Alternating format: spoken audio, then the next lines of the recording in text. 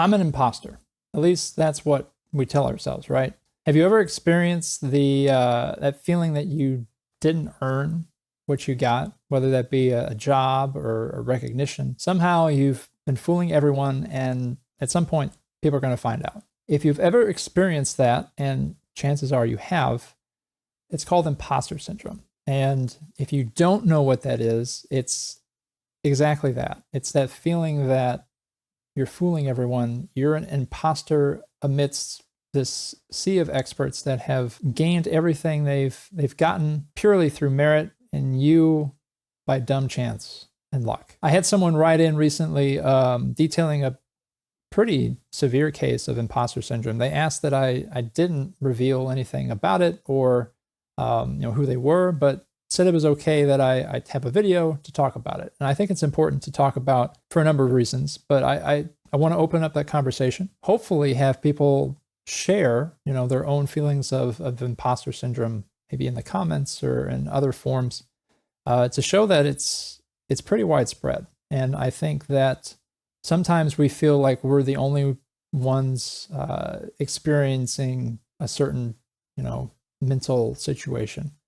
And that's just not the case. I had sort of 4 points that I wanted to go through. The first being that a lot of people have it, and you're not alone if you do. And I think you'd be surprised about who does have it. It's not connected to, how good you are at something. There are people who are at the top of their field who feel like they don't belong.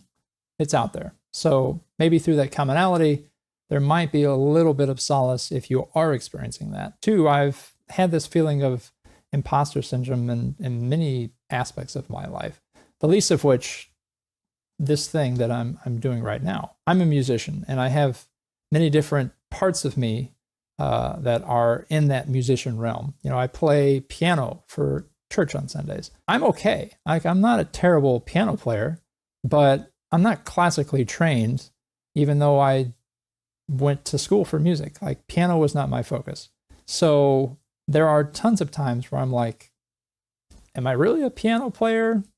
They're going to find out and be like, he's not really that good, is he? I'm also a music therapist. And let me tell you, walking into people's rooms and somehow having an air of authority as a therapist when you're barely 1 or 2 years out of school, there's tons of imposter syndrome with that. And then I'm making this channel about game development, and newsflash, I'm not a professional game developer. I have never held a game development job, nor will I ever. That's not my life. There are tons of times where I'm thinking, what authority do I have to be teaching anybody anything about this thing? The imposter syndrome happens all the time. Now, how you deal with that is a more complicated question. Ultimately, it's, I feel, sort of a systemic issue with how we grow up in our education system and everything else. Think about when you were growing up, you were in school, maybe you're still in school. How did that process happen? You go in, you are taught something, you learn it, maybe, and you're tested on it. When you're tested on it, they're going to tell you if you're right or wrong. And if you're wrong, your grade point goes down. You get a lower score than everyone else around you. And if you get a lot wrong, then you fail, you have failed. And if you fail too much, you don't get to keep going. I feel we internalize this feeling of constant judgment in everything that we do, because we are constantly judged in everything we do as we're growing up and learning. I think we're taught that failure is the worst thing. It's the thing that you should always avoid, which is not right. That's not right, because failure is how we learn. And I'm reminded of, if you watch Mythbusters, which is a great show, awesome show, and Adam Savage, who's one of the people on Mythbusters, something he says all the time on the show is failure is always an option, because it is. Failure is not a bad thing. We're taught it is, and that's the wrong way. So I think part of this equation is we are conditioned to constantly worry about failing. And so when you're outside of that educational system and you're making a game or in a job or doing all these things, like you're not worried about how can I be creative? How can I create something new or figure out this problem? You're worried about being wrong. And so you don't do anything. You don't take a chance. You don't speak up. You don't express yourself. You don't make a YouTube channel, or you don't, make a game or write that piece of music or go to acting school. Like, you don't do these things because you don't want to fail. Because failure, you have been taught, is the worst thing that you can do. That's the first part of it. The second part of it is we are in maybe the worst cultural setup that we could possibly have for people that are afraid to fail. I cannot imagine being a kid anymore. I would be scared out of my mind. Everything that you do and interact with is attached to a like button. Everything. This video, like, dislike. Do something on any social media, like, dislike. Comments about liking or disliking. You can dislike or like those comments. Everything is being judged all the time, every second of the day. It's teaching people that their value comes from more likes.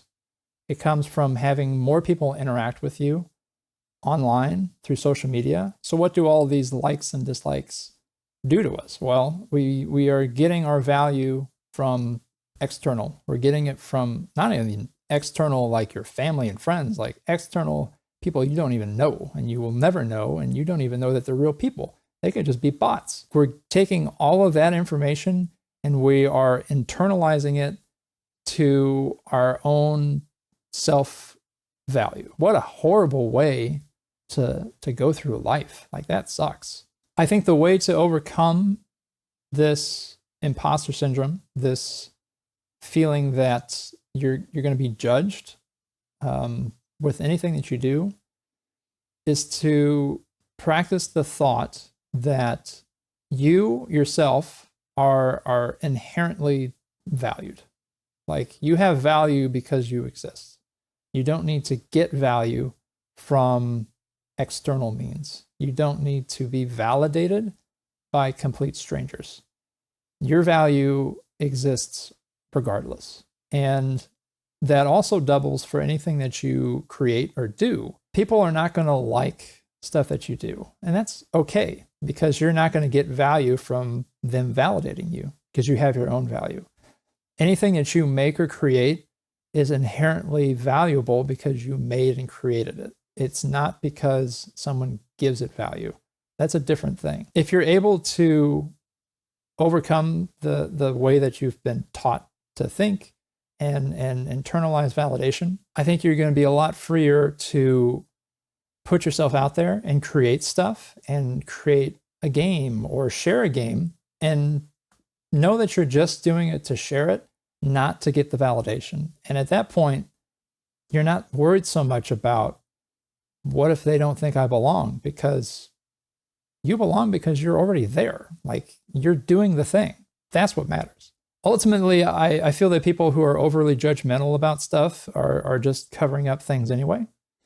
And they probably feel the most afraid about being judged. And so they just judge people. Like, it's the old bully thing. Imposter syndrome is tough. So to the person who asked about that, I wish you the best, and keep going. And you have value because you're you and you exist. And that's all you need.